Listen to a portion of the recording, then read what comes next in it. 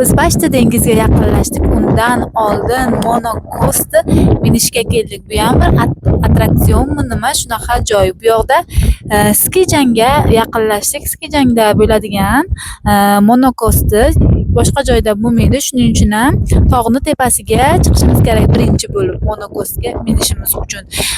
Bolalar bilan minsa ham bo'ladi, kattalar bilan birgalikda minsa ham bo'ladi. Mening bitta o'zim Ranaxon bilan dadasi Adilni.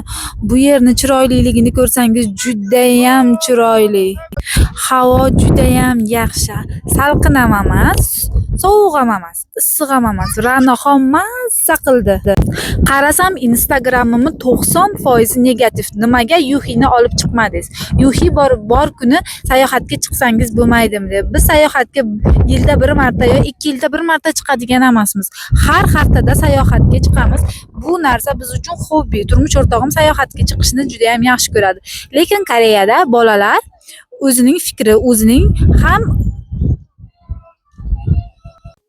o'zining qarorlari bor va bu qarorlarni ota-onalari qo'llab-quvvatlaydi. Men shu narsani juda ham yaxshi ko'raman. Yuxi sayohatga chiqishni yomon ko'radi. Ranoning yoshida payti 9 yoshgacha biz bilan mazza qilib borgan joyiga birga aylanib borib keldi, lekin hozir ketdik desak ham bormaydi. Chunki uning uchun birinchi navbatda o'rtoqlari, do'stlari, yaqinlari, oiladan tashqari yaqinlarini, do'stlarini juda ham yaxshi ko'radi. Onasinikiga ketadigan, kunga keladigan bo'lsak, bu qonuniy belgilab qo'yilgan, onasinikiga borib ko'rib keladi. 18 yoshga to'lgandan keyin xohlasa boradi, xohlasa bormaydi. Hozir ham o'z xohishi, lekin baribir shunday borgisi kelgani uchun yuboramiz.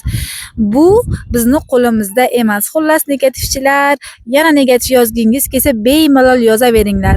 Xullas, biz mana boshladik. Juda ham mazza qildik. Menga juda ham yoqdi o'rtoqlar.